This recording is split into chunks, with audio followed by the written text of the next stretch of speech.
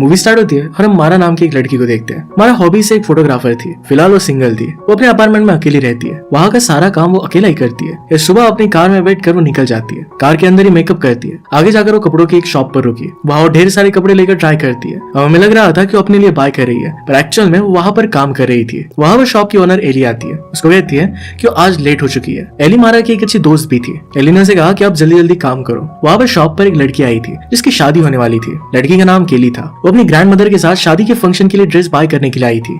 मारा ने केली को नोटिस किया और केली ने एक चीप सा ड्रेस पसंद किया था। मारा उसे कहती है कि ड्रेस तुम पर बिल्कुल भी अच्छी नहीं लग रही। ऐसा ड्रेस तो बैकग्राउंड में डांस करने वाली लड़कियां पहनती है। ये सुनकर केली उस ड्रेस को रिजेक्ट कर देती है। इसके बाद मारा उसे एक व्हाइट ड्रेस दिखाती है। ये बहुत ही एक्सपेंसिव था। केली इस गाउन को पहन कर देखती है। केली की दादी को ये बहुत पसंद आया। मारा ने केली की फिर फोटो खींची। वो कहती है तुम एक क्वीन की तरह लग रही हो। तारीफ कर कर कर उसे वो गाउन सेल कर देती है। अब इसके बाद रात में मारा एक पब में आई। वहाँ के बाथरूम में गई तो देखती है कि वहाँ पर एक औरत रो रही थी। एक्चुअल में उस लेडी के बॉयफ्रेंड ने उस पर चीट किया था। मारा को जब ये बात पता चलती है तो कहती है कि तुम्हारे बॉयफ्रेंड से भी तुम अच्छा बॉयफ्रेंड डिजर्व करती हो सकता है कि फ्यूचर में तुम्हें बहुत अच्छा लड़का मिल जाए। तुम बहुत ही क्यूट हो, तुम्हें ज्यादा वरी करने की जरूरत नहीं है। ये सुनकर वो लेडी रोना बंद कर देती है। इसके बाद वहाँ से बाहर निकलकर वो अपने फ्रेंड एलेक्स से मिलती है। उसका फ्रेंड एलेक्स गे था। वो दोनों फिर बात करने लगते हैं। मारा को लगता है कि उसे अच्छा खाना खाना है, तो उसके पास इतने पैसे थे नहीं। वो फिर डेटिंग ऐप पर साइन अप कर लेती है ताकि कोई अच्छा लड़का उसे डिनर पर लेकर जाए। इसमें वो एक लड़के को देखती है जिसका नाम था जेक। उसे वो कंफर्म करती है। आगे हम देखते हैं कि जेक के साथ वो एक रेस्टोरेंट पर खाना खाने के लिए आई हुई थी। यहाँ मारा ने अपना ऑर्डर दिया।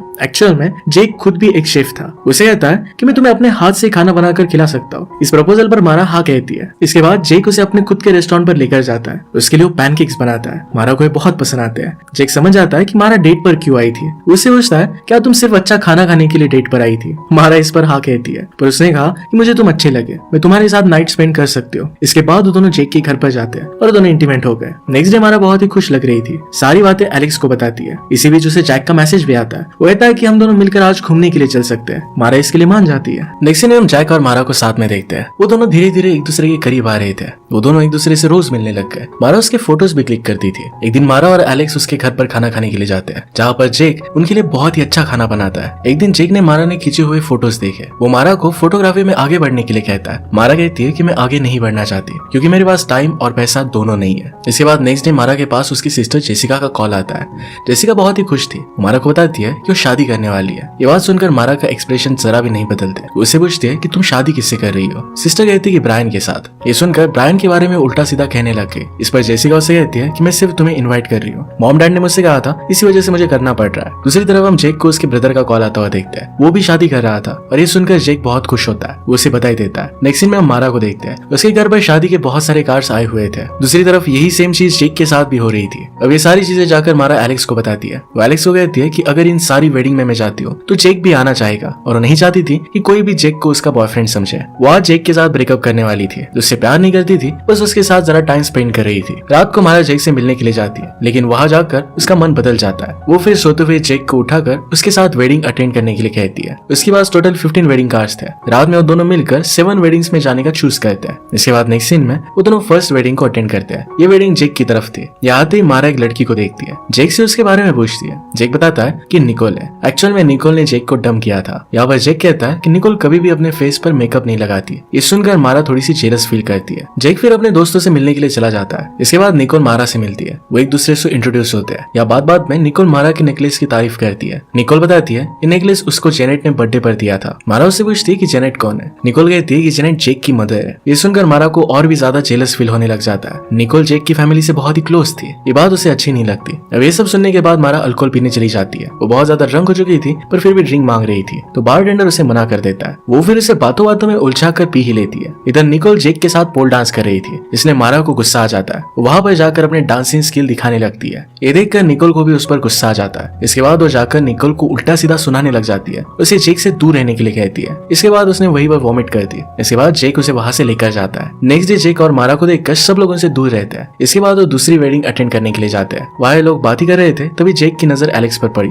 एलेक्स एक आदमी को घूर रहा था। उसे वो पसंद आ गया था। ये देखकर जेक और मारा उसके पास जाते हैं और उसे कहते हैं कि तुम्हें जाकर उससे बात करनी चाहिए। एलेक्स इस बात से बहुत शर्मा रहा था, इसलिए वो जाने के लिए रेडी नहीं था। जेक के कहने पर फाइनली उस आदमी से बात करने के लिए चला जाता है, लेकिन वहां जाकर भी उसे बात नहीं कर पाता, उसकी हिम्मत नहीं हो पाती। इसके बाद वो दोबारा पलटकर वहीं से आ जाता है। इस बार जेक उस आदमी से बात करने के लिए गया, एलेक्स के बारे में उसे बताता है। ये देखकर एलेक्स चुपचाप वहां से निकलने लग गया, लेकिन जेक उसके पास आता है। वो कहता है कि तुम्हें इस तरीके से नहीं जाना चाहिए। जेक उस पर गुस्सा कर रहा था, वो दोनों लड़ रहे थे, तभी वो आदमी दोबारा वापस आ जाता है। वो आकर एलेक्स को उसके साथ बैठने के लिए कहता है। ये सुनकर एलेक्स को बहुत अच्छा लगा। इसके बाद वो दोनों दूसरी वेडिंग अटेंड करने के लिए जाते हैं। वहां पर एक सेरेमनी चल रही थी, फादर कपल्स के सामने सेरेमनी कर रहे थे। इसी बीच वो दोनों आपस में बात करने लगते हैं। इससे आसपास के लोगों को तकलीफ हो रही थी, फिर भी वो दोनों अपना बात करना कंटिन्यू करते हैं। इसके बाद मारा और जेक मारा की फ्रेंड एली के वेडिंग फंक्शन में जाते हैं। वहां पर ढेर सारे लोग वॉमिट कर रहे थे, इन सब में उसकी फ्रेंड एली भी थी। इसका रीजन होटल का खाना था। यह होटल एली के फियांसे मार्कस ने बुक किया था, इसी वजह से एली उससे थोड़ी सी नाराज थी। वह मार्कस आकर एली से पूछता है कि क्या हमें रिसेप्शन प्लान कैंसिल कर देना चाहिए। यहाँ पर एली उससे कहती है कि किसी भी हालत में प्रोग्राम होना चाहिए।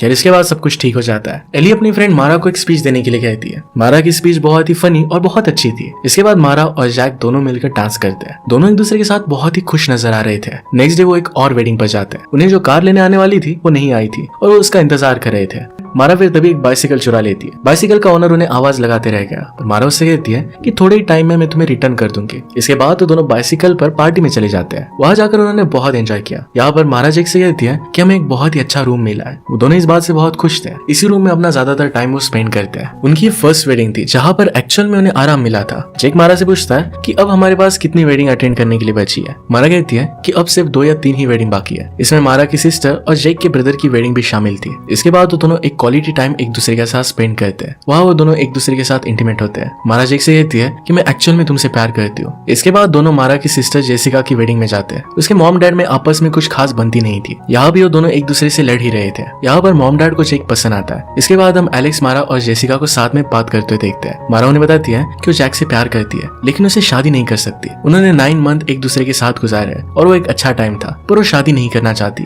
ये सुनकर एलेक्स उसे कहता है तुम इस बारे में श्योर क्यों नहीं हो। मारा कहती है कि हम दोनों ने हमारी रिलेशनशिप जब स्टार्ट की थी तो हम दोनों सिर्फ डेट कर रहे थे, शादी के बारे में हमने कभी सोचा नहीं था। ये बात सुनकर जेसिका मारा से कहती है कि जब मुझे ब्रायन ने प्रपोज किया था तो पहले मैं डरी हुई थी, पर बाद में उससे शादी करने के लिए मैं मान गई। ये तुम जो फील कर रही हो ये कम्प्लीटली नॉर्मल है। इसके बाद नेक्स्ट डे जेक मारा के लिए नाश्ता बनाता है। जेक मारा को बहुत इंपॉर्टेंस दे रहा था, जैसे कि उसकी फियांसे हो। इसके बाद वो दोनों वर्जीनिया के लिए निकल जाते हैं। वहां पर जेक के ब्रदर रॉबी की शादी थी। वहां मारा जैक की मदर से मिलती है। पैरेलल में रॉबी अपनी होने वाली वाइफ वायलेट को ढूंढ रहा था। उसे बहुत देर से वो दिखी नहीं थी। यहाँ में पता चलता है कि जैक की फैमिली काइंड ऑफ वियर्ड है। जैक की मदर जेनेट मारा से बहुत ही अजीबोगरीब सवाल पूछती है। साथ ही उसके सामने उसने निकोल की भी बातें निकाल ली।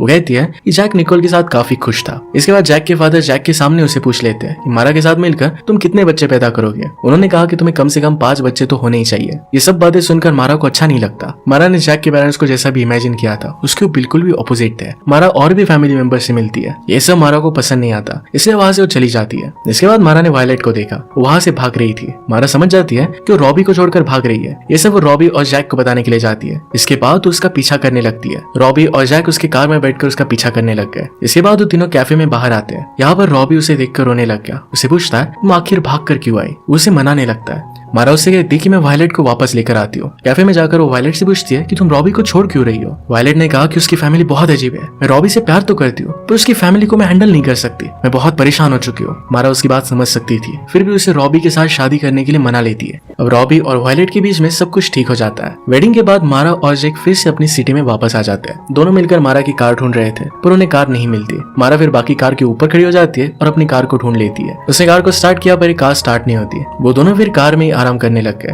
वहाँ मारा कहती है कि उनकी शादी होने के बाद सब कुछ कैसे होगा। जैक कहता है कि मैंने इस बात पर ज्यादा कुछ सोचा नहीं। मारा कहती है कि इमेजिन करो कि हमारी शादी को 5 साल हो गए, उसके बाद क्या होगा। ये सुनकर जैक उसे कहता है कि उस समय में हमारे पास एक अच्छा सा घर होगा, हमारी यार्ड में एक डॉग होगा, साथ में हम एक फैंसी डिनर करेंगे क्योंकि उस टाइम तक हम लोग अमीर हो जाएंगे। हमारे बेटे का एक रूम होगा, वो लोग वर्जीनिया में रहेंगे क्योंकि जैक की फैमिली वहीं पर थी। ये सब सुनकर मारा उसे मना कर देती है। कहती कि मैं सब कुछ नहीं चाहती। वो इस प्लेस से मूव ऑन नहीं करना चाहती थी। उसे इतने जल्दी बेबीज भी नहीं चाहिए थे। जैक पूछता है कि ये सब तुम कह क्यों रही हो। मारा ने कहा कि ये सारी चीजें मुझे मेरे करियर से डिस्ट्रैक्ट कर रही है। मुझे फोटोग्राफी में करियर बनाना है। जैक कहता है कि कुछ फर्क नहीं पड़ता कि तुम वर्जीनिया में रहो या फिर एलए में, तुम कहीं पर भी अपना करियर बना सकती हो।